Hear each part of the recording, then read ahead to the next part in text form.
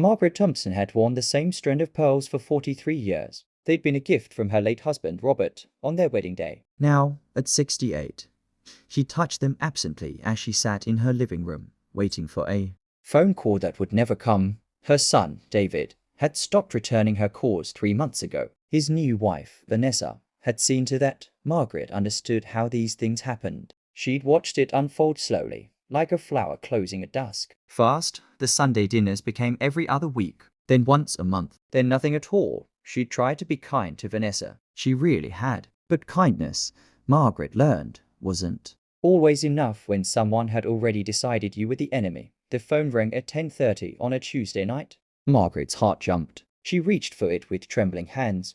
Grandma, the voice was young, frightened. Her grandson, Tyler. 15 years old and scared. Tyler, sweetheart, what's wrong? Grandma, I'm at the police station. His voice cracked. Vanessa hit me. She slapped me across the face because I didn't clean my room fast enough. But she's telling the cops I attacked her. She's got a bruise on her arm and she's saying I did it. Dad doesn't believe me. Nobody believes me. Margaret's blood went cold. Then hot. Then cold again. I'm coming right now, she said. Don't say another word until I get there. She grabbed her purse and her car keys. Her hands were steady now. Purpose had replaced fear. The police station smelled like burnt coffee and floor cleaner. Margaret walked to the front desk with her shoulders back, her pearls catching the fluorescent light. I'm here for Tyler Thompson, she said.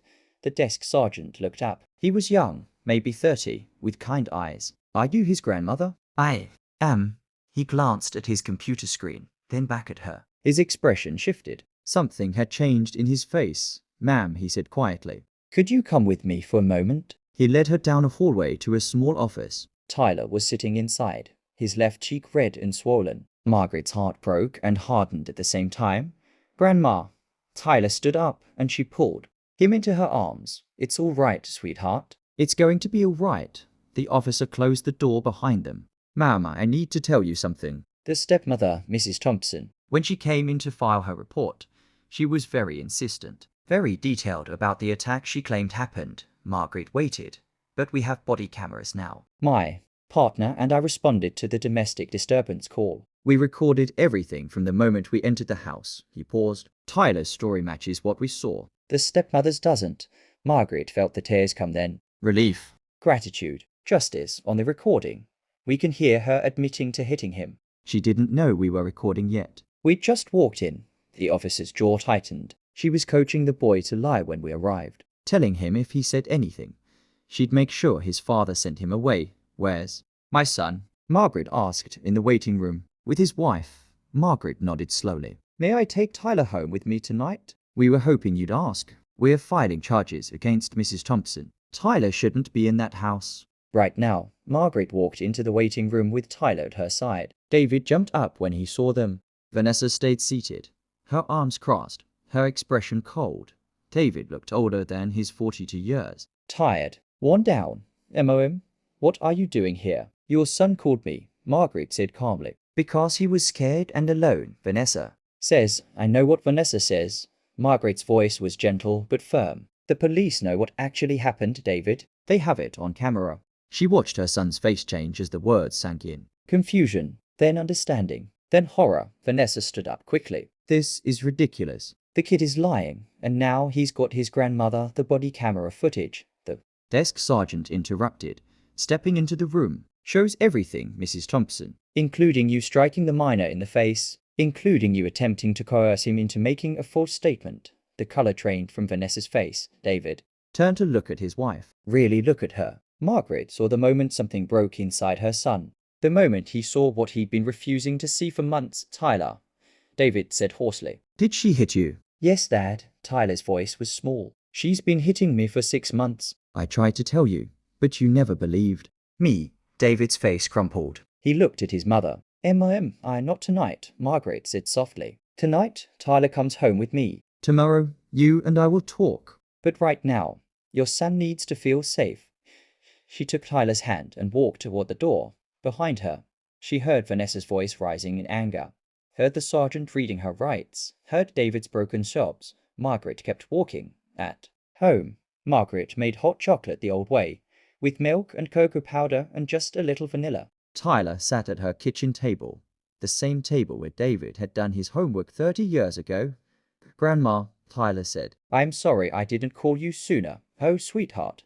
Margaret set the mug in front of him and sat down. You have nothing to apologize for. Nothing at all. Dad stopped believing in me. He chose her over me. Your father made a mistake, Margaret said carefully. A terrible mistake. But people can find their way back from mistakes, Tyler. If they're willing to do the work, do you think he'll ever be the same? Margaret thought about this. She touched her pearls again. No, she said honestly. He won't be the same. But sometimes breaking is how we learn to be better. Your father's heart is broken tonight. And maybe that's what needed to happen for him to see clearly again. Tyler sipped his hot chocolate. Were you ever wrong about something big? Margaret smiled. Oh yes. Many times. I once thought your grandfather was dating my best friend. I gave him the cold shoulder for 2 weeks. Turned out, he was planning a surprise party for my birthday and my best friend was helping him. What did you do? I apologized, and I learned to ask questions before making assumptions. She reached across the table and squeezed his hand. We all stumble, Tyler. What matters is whether we get back up and try to do better. They sat in comfortable silence for a while. Grandma? Yes, thank you for believing me. Margaret felt the tears come again. Always, sweetheart, always. David came the next morning. He looked like he hadn't slept. Margaret made coffee and they sat on the back porch, watching the birds at the feeder. She's being charged with child abuse and filing a false report, David said. His voice was hollow. I'm filing for divorce. Tyler will never go back to that house. Good, Margaret said simply. I'm so sorry. I should have listened. I should have believed him. I should have. His voice broke. I should have been a better father. Margaret let him cry. Sometimes that's what love required. Just sitting with someone in their pain. David, she said finally, you made terrible choices. You let that woman isolate you from your family. You chose your marriage over your son's safety. These are facts we can't change. He nodded, miserable. But here's what else is true. You're here now. You're facing what you did. You're choosing Tyler now. That matters.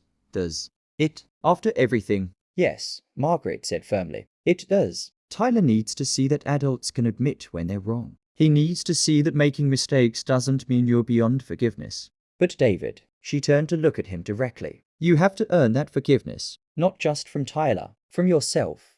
I don't know how. You start by showing up every day. You start by being honest, by listening when he talks. By never, ever choosing someone else's comfort over his truth again. David wiped his eyes. Can I see him? He's still sleeping. But yes, when he wakes up. They sat together as the sun climbed higher. Father and son, both needing to heal. Both needing grace. 6 months later, Tyler was laughing. The sound filled Margaret's kitchen like music. David was teaching him to make Robert's famous spaghetti sauce, the recipe that had been passed down 3 generations. They were arguing good-naturedly about how much garlic was too much garlic. Dad, that's like 6 cloves. Your great-grandfather used 8. This is restrained. Margaret watched them from the doorway. David came for dinner twice a week now. He and Tyler were in counseling together. It wasn't perfect. There were still hard days. But they were finding their way back to each other. The divorce had been finalized last month. Vanessa had pled guilty to reduced charges and was on probation. She'd sent one letter of apology to Tyler, but he wasn't ready to read it yet. Maybe someday. Maybe never. That was his choice to make. David had apologized 100 times. 1,000 times. Tyler was learning to trust him again. Slowly, carefully, the way you learn to walk on a leg that's been broken. Grandma, come taste this. Tyler called. She walked over, and David held out a spoonful of sauce. It was perfect, rich and savory. And full of love. Your great-grandfather would be proud. She said. David smiled. It was a real smile. The first she'd seen in months. I'm trying, Mom. Every day, I'm trying. I know, Margaret said. She touched her pearls. That's all any of us can do. They sat down to dinner together. 3 generations around an old kitchen table. Broken in places, mended in others. Imperfect and real and trying. And that, Margaret thought as Tyler told them about his day, and David listened with his whole heart, was more than enough. That was everything.